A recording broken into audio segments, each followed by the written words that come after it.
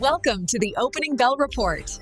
We're looking at an analysis report today on MicroStrategy, ticker MSTR, and its huge move on Friday, February 6th. Huge is an understatement. Right. It covers the 26% surge, a really complex earnings report with a massive loss, and this idea of a short squeeze. Our goal here is to refine the analytical rigor so this report can land with, more sophisticated investors. I have to say, the energy in this thing it's palpable. You can feel the excitement. And that excitement is great, but it can also be a liability, which honestly brings us straight to the first major issue, the language itself. There's this tension between hype and actual professional credibility. You're talking about all the crypto-native terms. I am. It's just filled with phrases like God candle, moon mission, violent reversal.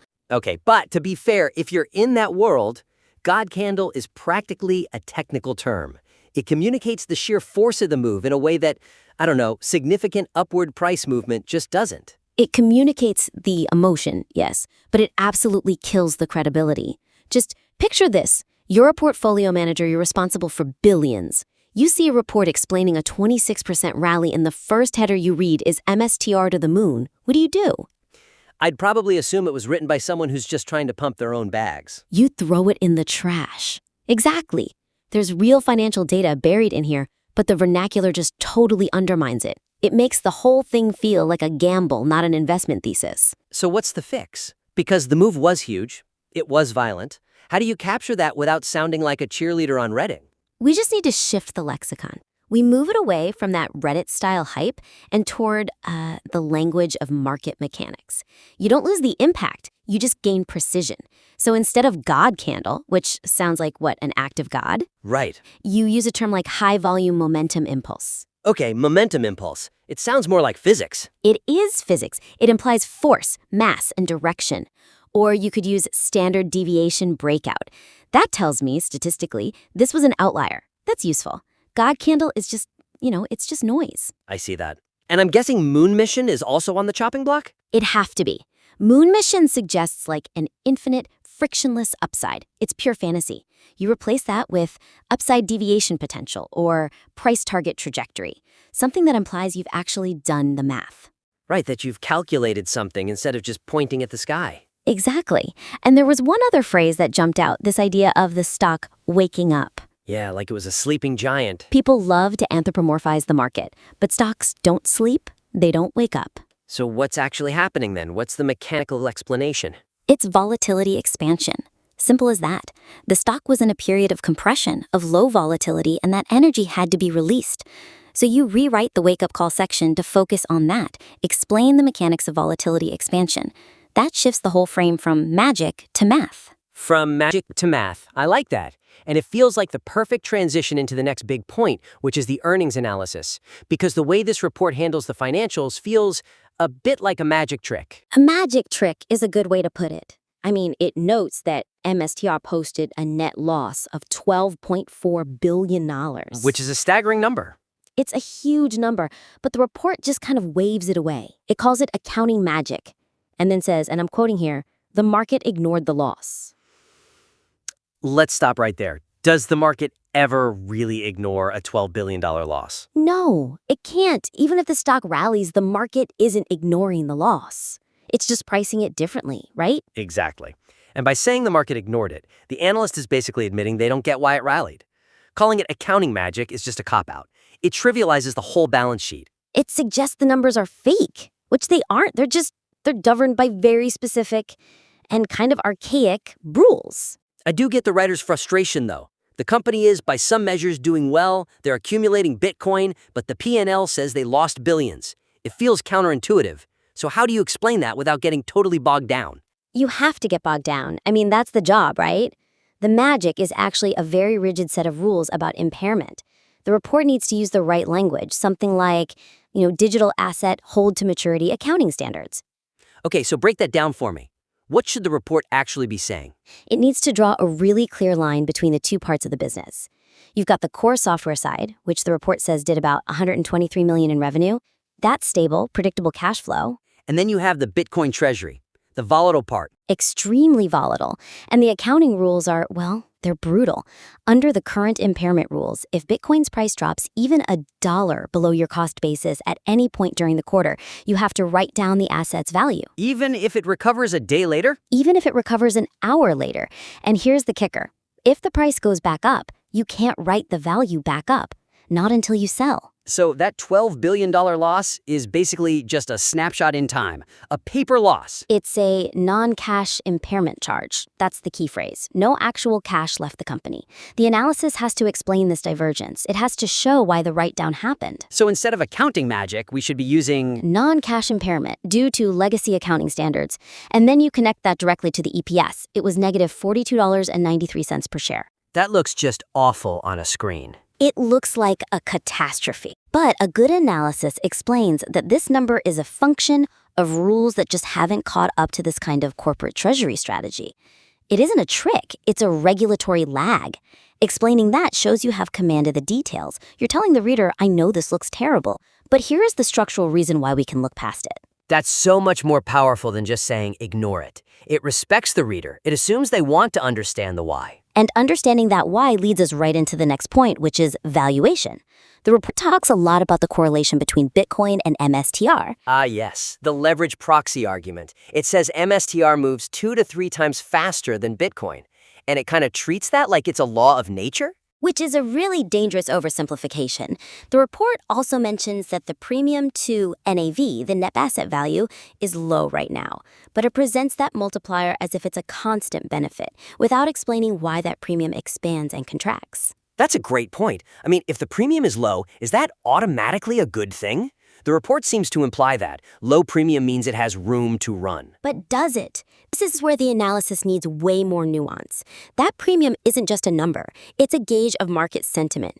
If it's low, you have to ask the hard question. Is this a buying opportunity, or is the market actually losing faith in the whole sailor strategy? Losing faith? How could it be losing faith when the stock just jumped 26%? Well, for now.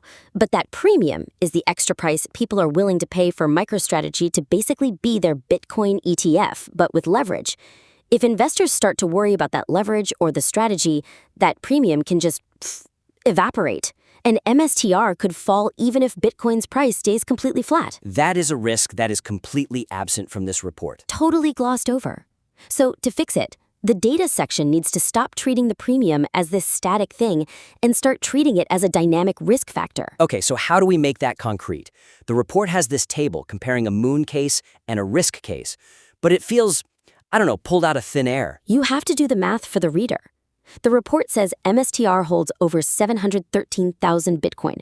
So, okay, calculate the pure NAV. So just the value of the coins, nothing else. Exactly, just the coins. What is that share price? And then compare it to the trading price of $134. The difference is the premium. Then you run a sensitivity analysis. A sensitivity analysis. Yeah, instead of just saying MSTR could double, you model it. You say, if the NAV premium expands to its historical average of, say, X%, and Bitcoin hits $100,000, then the implied share price is Y. Ah, that turns a wild guess into an actual model. It gives a professional a roadmap. It says, these are the conditions needed for this thesis to work, and it also models the downside. If the premium contracts to 0, the stock falls to Z. That's responsible. It reframes the multiplier effect away from being some magic money machine into what it is, a leverage instrument with decay risk. Premium decay. That's a great term. It perfectly captures that specific risk of holding the proxy instead of the asset. It's essential.